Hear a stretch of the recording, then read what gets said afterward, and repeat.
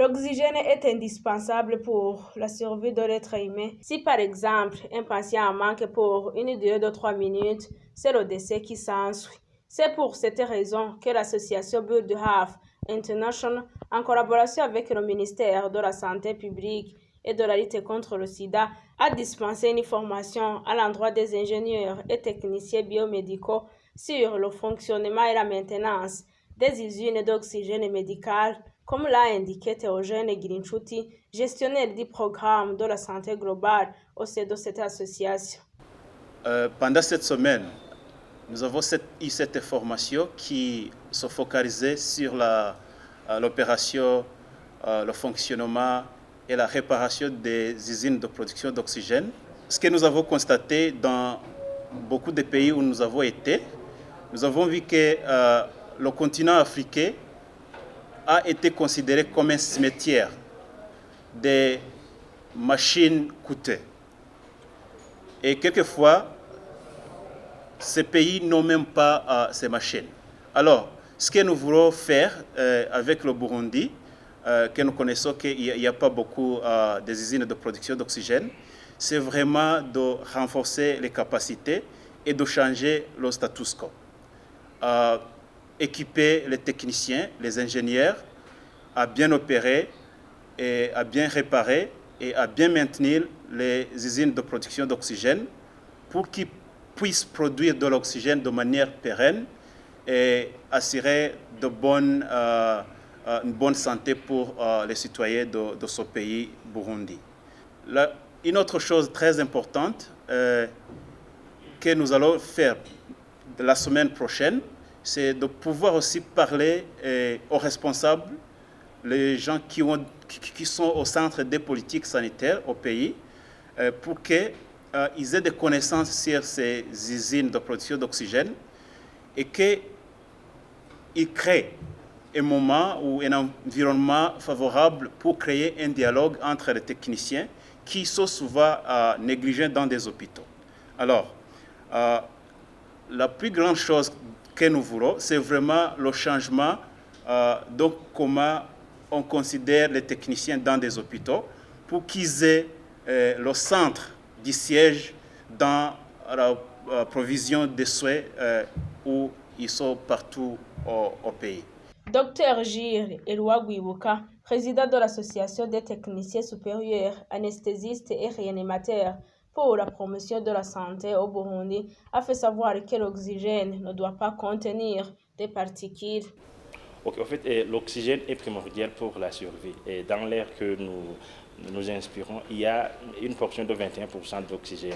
Et si nous sommes privés de l'oxygène d'une durée de 3 minutes, c'est le décès qui est déclaré. Alors, si nous allons dans le contexte médical, ceux qui ont besoin de l'oxygène ont besoin de l'oxygène qui est purifié et qui ne contient pas de particules. Donc, il est primordial de pouvoir former ceux qui sont concernés par la maintenance des unités de production d'oxygène, mais aussi ceux qui gèrent les institutions qui en disposent, mais aussi les praticiens qui vont donner cet oxygène aux patients. Donc c'est pourquoi il est primordial d'avoir une formation sur les unités de production d'oxygène, la gestion, mais aussi la distribution aux patients. Le représentant du ministère de la Santé publique, Charles Nahimera, a dit que l'objectif du ministère est que tous les hôpitaux soient capables de produire et même l'oxygène qu'ils utilisent. Dans la plupart des systèmes de santé qui reçoivent des usines de production d'oxygène, les techniciens biomédicaux de ces hôpitaux ne disposent pas de connaissances adéquates pour assurer la maintenance et le fonctionnement sécurisé des usines ou des systèmes de distribution de l'oxygène. Le ministère de la Santé publique, en collaboration avec nos partenaires, principalement avec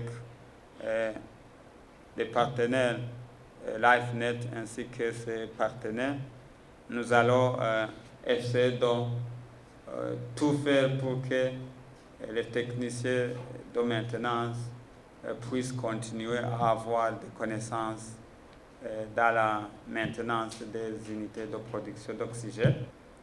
Dans les semaines ou les mois à venir, nous allons devoir travailler ensemble pour améliorer la qualité des soins au Burundi en garantissant l'accès à l'oxygène médical qui sauve des vies. Donc on a commencé.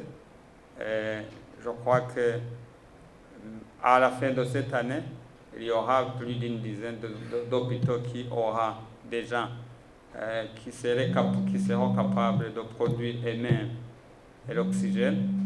Et donc, c'est un commencement, on va continuer, parce que l'objectif, c'est que tous les hôpitaux puissent être capables de produire eux-mêmes l'oxygène qu'ils utilisent. Les bénéficiaires de cette formation affirment avoir renforcé leurs capacités dans la gestion et la maintenance des usines d'oxygène. Nous avons appris à produire de l'oxygène grâce aux appareils que nous disposons, qu'on va nous procurer, donc l'usine de production d'oxygène. Ces usines sont de différentes sortes, ça dépend des fabricants. Donc après ça, nous allons aider les patients parce que vous savez que l'oxygène est un médicament comme tant d'autres dans les hôpitaux. Et c'est très important d'avoir de l'oxygène dans les différents hôpitaux parce que certains patients souffrent d'insuffisance, d'insuffisance respiratoire. Cette formation qui a dispensé à l'endroit des ingénieurs et techniciens biomédicaux en provenance de 18 hôpitaux des différents districts sanitaires a été sanctionnée par l'octroi des certificats aux participants.